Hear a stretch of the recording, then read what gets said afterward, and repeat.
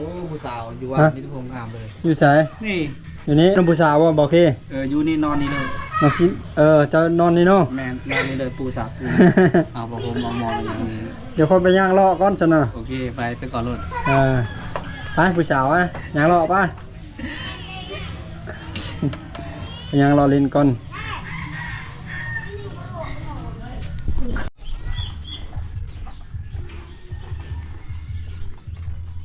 เราเข้าเป็นเฮ็ดสูงเลยพี่น้อยป้องกันน้ำท่วมเด้น้ำเคยท่วมแล้วก็เฮ็ดสูงให้มันวิดน้ำท่วม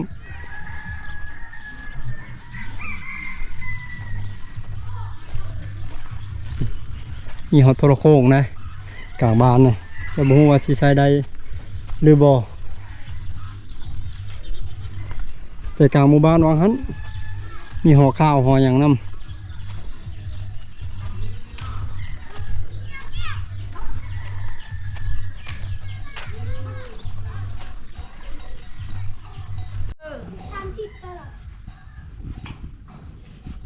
เอามาไม่กินมาแม่เก็ดน้อยกินเนาะโดยเก็ดโดย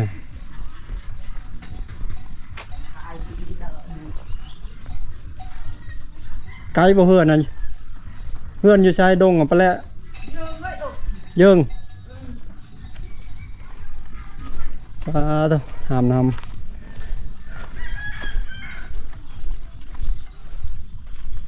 โอ้บ่ทันยังตากอยู่น่ะมันเฮง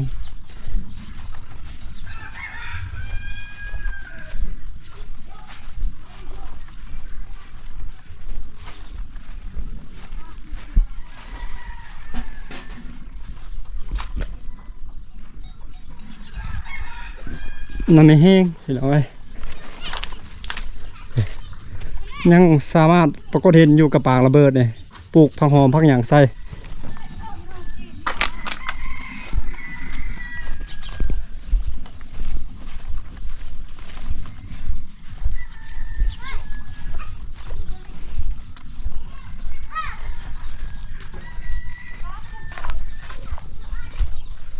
ป้าไก่แท้ๆเยิ่งแท้เนาะโอ้ถ้าคนเห็นผู้สาวย่างสับลาบมาอยู่พี่น้องเอ้ยกำลังหาบกระตุกน้ำกระตุกในสีเป็นตักน้ำไหมฮะหาบภาชนะสีเป็นตักน้ำแล้วเด็กๆกะ3 คนผู้สาวอ่อนแล้วอยู่นี่บ่โอ้โดยโอ้โคกเนาะโคกตำเจียวอยู่นี่โคกตำซาคาเบืออยู่นี่เสียนเอาเลย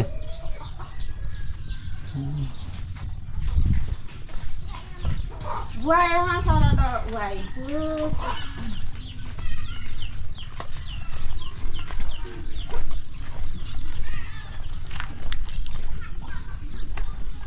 ปลูกผักโบอย่างนี้ผักโบหอมต้นโอ้อย่างนี้เนาะ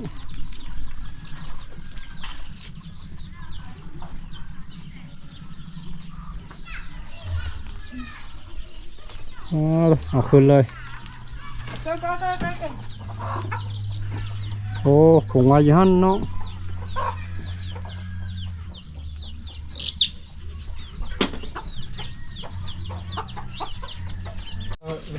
สอหอเพิ่งกำลังสอหอตอนนี้ค่อยเห็ดจะเป็นมาแล้วแหยาวสอหอสารแหกระตุกเอาไว้นะหอดเฮือนหอดห้วยเราตัดเอาเราเข้ายุ่งเข้าแบบดังเดิมสารแล้วก็เอามาโกโก้ให้มันม่นเป็นแบบนี้รักษาแบบนี้เราเข้าแบบดังเดิมได้พี่น้อง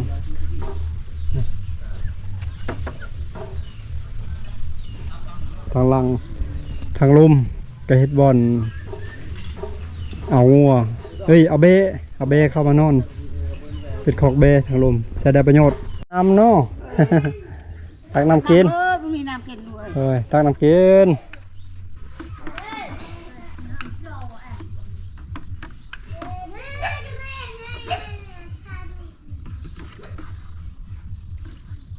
ชูมือเนาะโอ้เก่งอะไรพวกหลานพูดนะ เก่งเนาะเฮิบเข้าโรงเรียนห้องใดแล้วละ ปวดท้อง โอ้ป.2แล้ว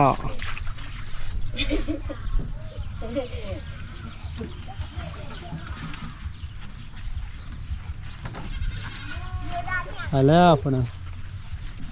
เก่งพุ่นไปแล้ว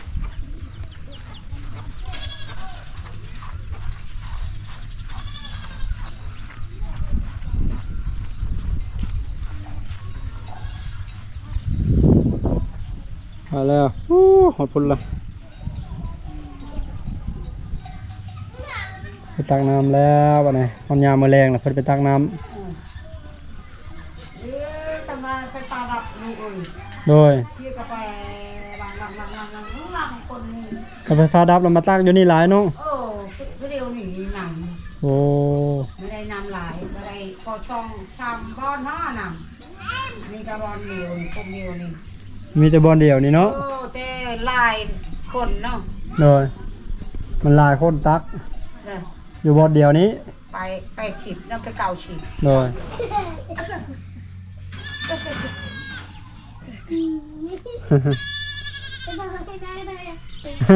เท่าเมื่อย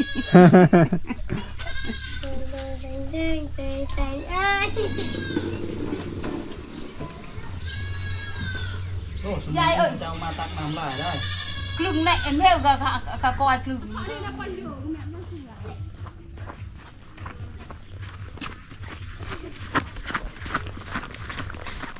แดดเนาะ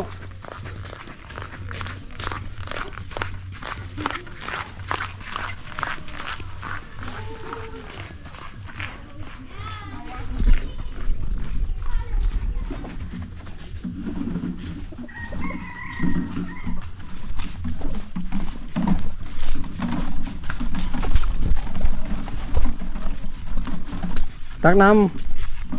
ำไก่ป่ะ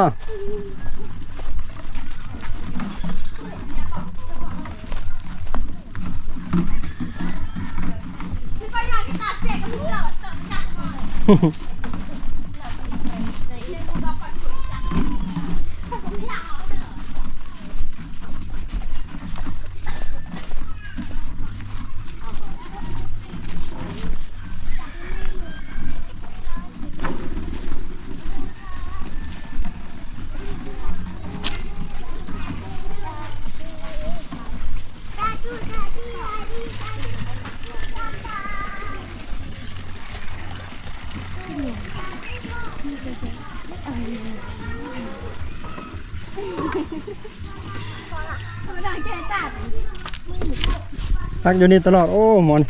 ใส่รออยู่ไปแล้วใส่รออยู่กลับบ้าน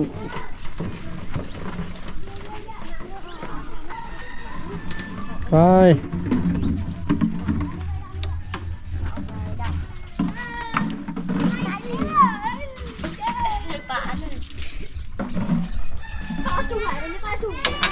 เอาอยู่นี่เนาะสบายเป่งเอาเลยบอลนี้บอลเพิ่นตำหูกทอไหมทำผ้าสิ้นผ้าถุงตำแผ่นแพร่พิเศษก็คือตำแผ่นแพร่ลายเผามังกรนี่แหละมันจะมีลายสีได้พี่น้องก็จะพบเห็นอยู่เขตนี้กับเขตอยู่ทางเมืองน้องทางแกงลิ้นพอละทางบ้านปัจจเตียนไปทางคนหลายแถวนึงบรรยากาศหมู่บ้านทางด้านนี้ก็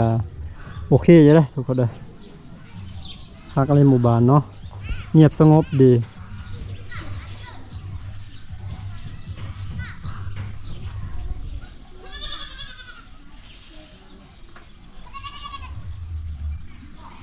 น้องๆมาตักน้ำอยู่นี่เซลๆล่ะ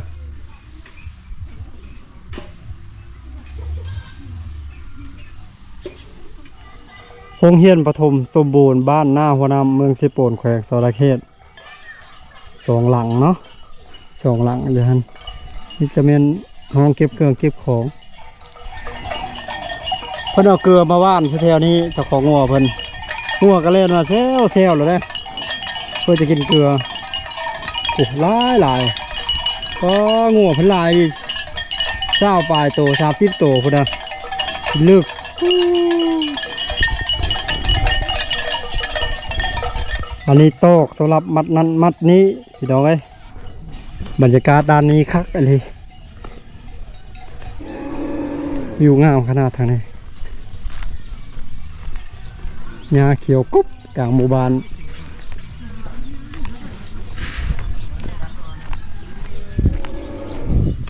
เลยตอกเอาไว้มัดเขา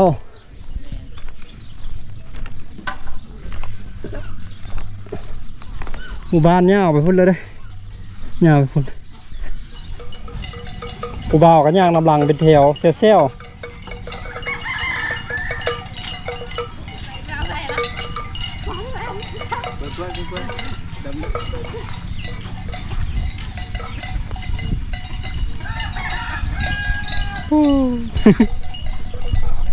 เมื่อย่างรอกับมานั่งพักผ่อนอยู่ในเตียงอันนี้เย็นได้พี่ดอกนี่มาหมู่บ้านนี้ถือว่าเป็นครั้งที่สองได้ตั้งแต่เกิดมาครั้งที่หนึ่งบารัดมาช่วงยามแล้งหาอยู่หากินเข้าไปหาอยู่ใส่สลาย อยู่ห้วยนั่นแหละ ลงห้วยเนาะ โดย โอ้เป็นอะไรอยู่เซ่เลยอยู่น้ำ สี่ เซ่ กับมีอยู่สี่ไหลมองในนั้นแหละ โอ้ ใส่หมอง น้ำห้ โพ วย ห คือ มอง กัน สอง เนาะ หมองสามมันแหละ โดย นี่เขานี่เห็นระเบิดปีกายนี่ เพื่อนใดวันนี้ แม่นแหละ เห็นละปื้มนี่ข้อหมายก็คือเฮ็ดบุญแจ้งหา บุญแจงคือลาวนะแจกอะนะ บุญแจ้งเนาะ บุญแจก คำว่าเฮ็ดละปื้มอะเนาะ แม่ โอ้ส่งบุญหาตัววิญญาณผู้ที่ล่วงลับไปแล้ว เฮา หาบรรพบุรุษต่างๆแล้วแต่ เราเทิงเฮามีแต่เห็นระปุ๊บเห็นบ่คนลาวมีแต่แจกเอา โดย นั่นนะคุณ ตีกลองตีหยังบ่ ตีแม่นแหละ ตีกลองแล้วเนาะงานมันคืนเขาแจ้งบ่ ชดแจ้งกันแหละ ทักเสด็จนะเขาเฮ็ดกับคักอยู่ได้ คักแล้วสันเผาลายสัน เขา เผา แจกพร้อมโลกศพเลยได้ถ้าเจ็บตัวไข้แล้วเขางั้นศพแล้วเขาก็เฮ็ดบุญแจกพร้อมกันเลย อืม แม่นบ่ แม่ หมู่บ้านแถวนั้นเขาเฮ็ดแบบนั้นเด้อเขาก็เฮ็ดบุญแจกพร้อมกันเลยแจกพร้อมก่อนแล้วเขาก็ตีโค้งตีหยังแหละตีโค้งตีกลองฟ้อนออมมาโลกศพนะพี่น้องแล้วเขางั้นอยู่ตารางเลยเขาไว้อยู่ตารางเฮือนได้ แม่ เขาบ่ได้ไว้เทิงเฮือนได้พี่น้องเอ้ยแถวนั้นในหมู่บ้านแถวชายแดนแถบชายแดนลาวเวียดเท่านั้นพี่น้องชนเผ่าแถวนั้นชนเผ่าตรีเท่านั้น ตี แถวนั้นโลกศพของผู้เสียชีวิตเนี่ยเอาลงมาไว้อยู่ลุ่มพี่อยู่เดินอยู่หน้าบ้านบ่แม่นอยู่กองตารางกับบ่แม่นได้เอาไว้อยู่เดินบ้านแบบนี้แหละก็เขาก็มุ่งกางเต็นท์กางหยังอะนะ แม่น กางเต็นท์ผู้มีเต็นท์ มีแต่เต้นมีแต่นั้นนะ ผู้บ่มีเต็นท์ก็มุ่งเข้าวัดเฮ็ดห้างเฮ็ดหยังเอา แล้วก็เขาก็จัดตีโคกตีกลองอีกตามเนาะผู้มีนะเขาเอิ้นมาสนัยนะเครื่องดนตรีแบบพื้นบ้านนะกระเป๋าฟอนออมโลกศพนั่นคือความหมายว่าเฮ็ดบุญส่งบุญหาผู้ที่ดองลาไป ให้ได้บุญก่อนขึ้นสวรรค์ก็ถือบุญไปนำหลายๆนะนี่คือความเชื่อของแต่ละท้องถิ่นมันจะต่างกันเนาะความเชื่อแล้วก็ประเพณีของแต่ละท้องถิ่นตะโกเอกสารวัตรทั้งอาตาอุ้ยตะคุณพี่น้อย เบิ่งผู้ชายนั่น เขาไปเอาศพคนที่เสียชีวิตแล้ว30 ปีไปขุดเอามาแต่ผีภาษาเนาะเอามาคนมาไว้อยู่ในกลางเดินของหมู่บ้านเนาะใจกลางของหมู่บ้านมาโฮมกันอยู่นั่นแหละมีจักคนญาติผู้เป็นญาตินั่นแหละไปขุดเอามาแล้วก็มาเอาใส่หีบใส่โลงกองไว้ปะเล่นแล้วก็จัดพิธีคางัวคาควายเขาเฮ็ดบุญประจำปีเนาะประจำ25 ปีบางหมู่บ้านกับบางหมู่บ้านก็30 ปีครบรอบ30 ปีบางหมู่บ้านก็ครบรอบ25 ปีเฮ็ดแล้วเรียบร้อยแล้วก็เขาเอาไปส่งคืนเป็นบ่คือว่า นั่นแหละส่งคืนนั่นแหละ เขาเอาไปส่งอยู่ปราสาทอีก ผู้ชาย อยากจะไปเบิ่งอยู่ได้ทางนั้นได้อยากจะพาพี่น้องทุกท่านไปเบิ่งวิถีชีวิตทางนั้นเนาะถ้าหากว่ามีโอกาสมีโอกาสก่อนอยากจะไปอยู่ได้เบิ่งบรรดาน้องสาวมาตักน้ำตักในอีกแหละทุกคนเลยเต็มอยู่บนตักน้ำฮะตอนนี้เริ่มบ่ายแล้วผู้คนกำลังตักน้ำตักในเตรียมแตงอยู่โคกิน3 โมงเนาะเพิ่นนั่นเนาะโอ้มองใหญ่เนาะปลาใหญ่แล้วถือ มองสามไหมบ่ตัวเดียวมองสามมองสี่มองสามมองสี่ มองสาวเนาะบักใหญ่เลยอ๋อ เริ่มจะหากินแล้วนี่สามจะโมงแหละ2 โมง 3 โมง 2 โมงขออนุญาตเจ้าของป้าหลายงามขนาดเพิ่นหากระตั้มสำเร็จนี่ตั้มสำเร็จท่อสำเร็จแล้วมาซักแล้วก็มาตากไว้ผ้าพื้นนี่ 2ผืนสวยงามขนาดเลย นี่ อืม ปีใต้มี2-3 ปีได้ไปแล้ว 2-3 ปีใครๆเนี่ยเนาะเขาในเขาหูดมาได้เนาะ นอกเขาหน้า เขาหน้าบ่เอาจะคือได้เหยียบบ่นี่จะหูด จักปันมันบ่งาม จักฟันบ่งามเนาะแล้วมาเหยียบเอา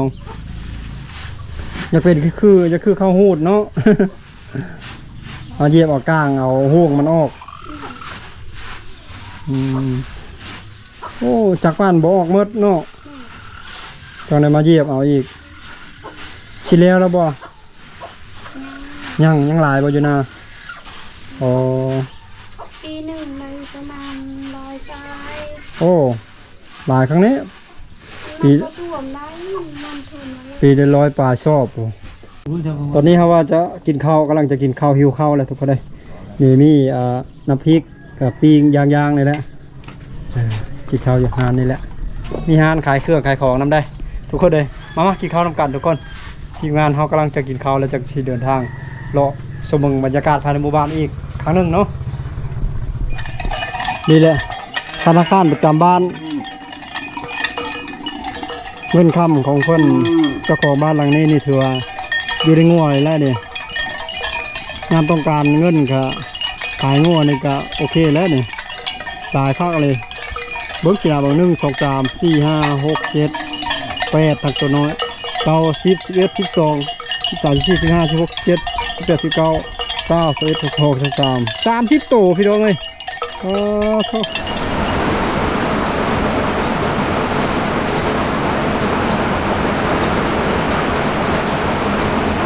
ร้านค้านี่อยู่จุดนี้ก็มีเด้นี่อยู่วังนี้มีบ่อนหนึ่งเนาะและเส้นทางนั่นก็ยาวไปทุนเลยได้เรียบตามแคบเซ่นี่เส้นทางฟังมันนี้ได้จากนั้นบรรลัสิพาทุกคนเลาะไปเนาะไปหมู่บ้านถัดไปสานตอกสานตอกเอาไว้มัดยังพอเอาไว้มัดยังตอกมัดเข่าบ่โดยมัดเข่าเนาะ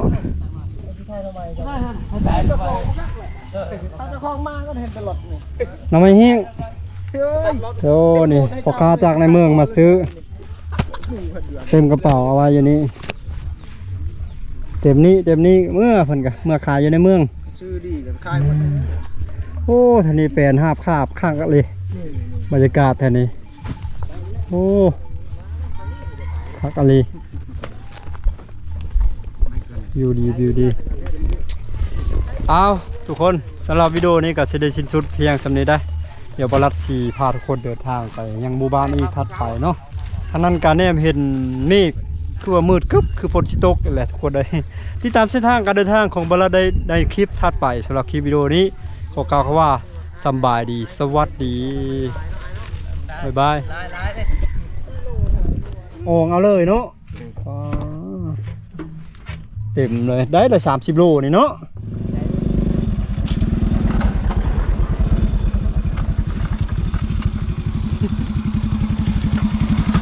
โอ้ฝนตกน้องเอ้ย